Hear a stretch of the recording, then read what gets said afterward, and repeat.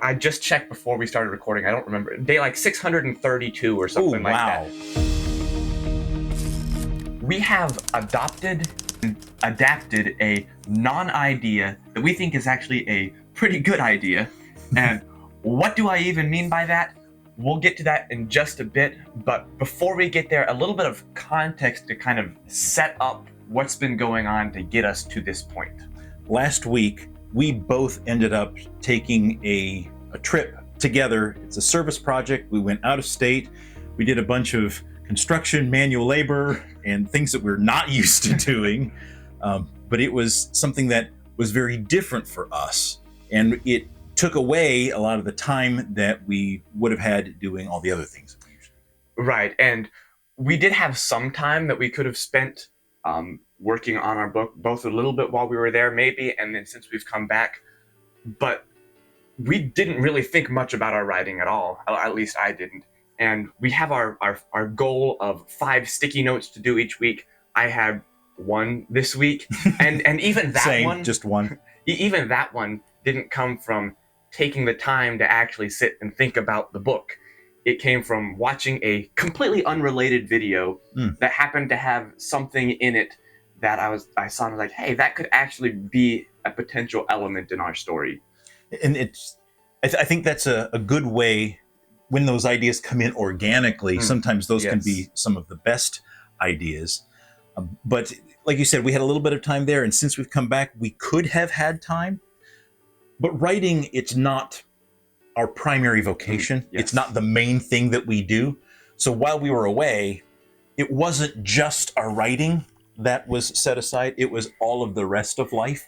So when we're coming back, it's not like we can just take the time that we would normally have for writing and just keep the commitment to putting it in writing. We had all the other things that had also been put off that we needed to address. So we've been spending a lot of time kind of in recovery mode with all of the rest of life. Right. So it's not just taking a week off and then getting back to writing. It's taking a week off and then taking several days to catch up on everything else, and before we can finally get back into writing. And we don't regret our decision. No. We're glad that we did what we did. We wouldn't change it. But there's just some unexpected consequences that we're having to live with there. Right. And even in the prioritizing of the rest of life that we put off, I think that's still the right decision. Yes. But the consequences that you mentioned, it reminds me a little bit of don't break the chain, an idea that was attributed to Jerry Seinfeld, but he responded and said, no, that's the dumbest non-idea that was not mine, but somehow I'm getting credit for it. Yay, you put an X on a calendar. What kind of an idea is that? As a kind of, what is that? Don't break the chain. What does an X on the calendar have to do with that?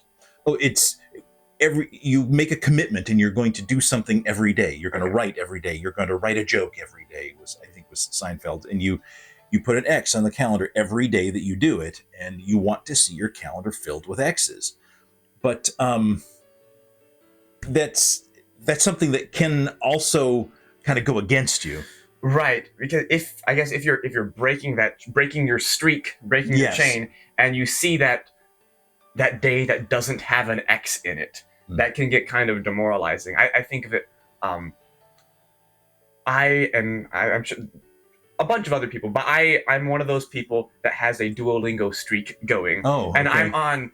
I just checked before we started recording. I don't remember. Day like 632 or something like that. So I have a 632 day streak going on Duolingo. And a big motivation for me to actually do it each day is not necessarily because I want to learn the language, but because I have a streak going and I don't want to break the streak.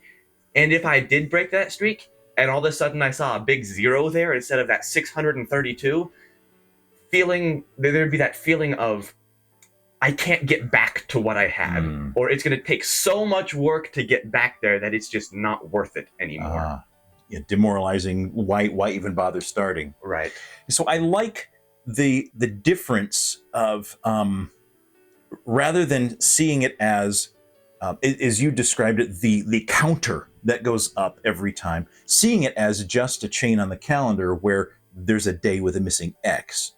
I think that feels less demoralizing because you still see a calendar that is mostly X's. Mm-hmm.